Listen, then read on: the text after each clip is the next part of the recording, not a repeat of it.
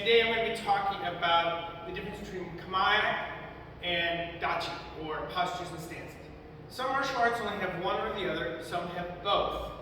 So, first off, I'm going to go over stances, which are more common in arts outside of Japanese arts as well. Obviously, the most common you see in like karate would be your horse stance, or badachi, right? So, or like Muay Thai, you got your typical Muay Thai stance. So, now, tachi is the Japanese word to stand, and because there's a word before the word tachi, becomes dachi. From a linguistic point of view, the unaspirated T sound becomes an aspirated D sound.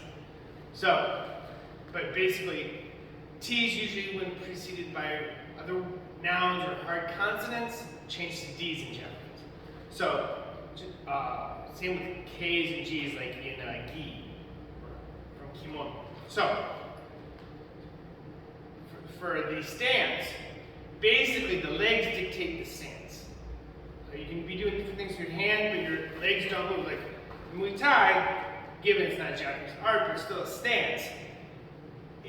Whatever you're doing with your hands, punching, parrying, short guard, long guard, your feet don't change. Same with horse stance. It's named for this position of the feet, no matter what you're doing with your blocking, punching, etc. Now, kamae, or posture, is more full body. Like if you look at Bujinkan's ichimonji, it's the footwork and the arms. The name ichi, Japanese, literally ichimonji means the number one character. But it's both the feet and it's the whole body. And a lot of times, kamae also have to do with internal feelings, like you can be defensive, you're backing off with this posture.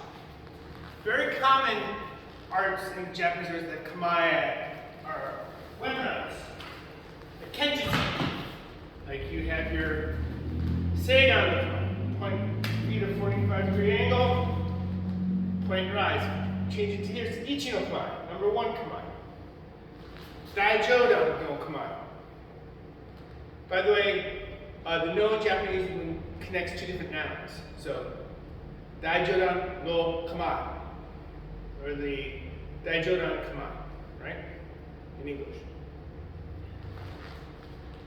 Big difference. As I said, the stances tend to be, you don't change your footwork. And you stay in it. In other words, you're a good kickboxing coach, keep your hands up, stay in your stance, right? Right? So, however, you don't stay in a seigan, you don't stay in a daiji, you transition through them. So when I start at seigan, I come up to cut, I mean through daiji, into ichi. This is kasumi no kamae. I cut through and end up in another kamae. Ryusui no kamae. Okay, so all these kamae are transitional movement. So that's a big difference between the stances and postures. Postures are, you never stay like, I've seen people in arts that have postures trying to fight like this. That's not the point of a kamae. If you're fighting, you might go off here, hey, stay away. Or come in, be aggressive. Okay? So, given for a brief moment in time, and one of my teachers used to say it's almost like snapshots. Like you're here in a kamae, you're here in a kamae, you keep moving through them. So they're almost fluid stances, you can say. But once again, so the big pointers are kamae are full body named, like the hicho no kamae, flying bird, the feet and the hands. This would be actually gyokuryu ichimonji no kamae. This would be hira no kamae. So the arms and the feet dictate the kamae. Plus there's usually a certain feeling, tactics, or strategy involved with the kamae. Whereas a stance, whether you're an aggressive fighter, a defense, you stay in your stance. Or there's certain uses, like your horse stance you may never fight in, but it's a training stance, right? or your bladed stance in karate as well.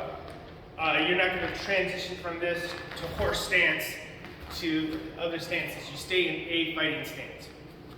So that's the big difference between stances and kamae. Hope this was useful. Any other questions, hit me up in the comments.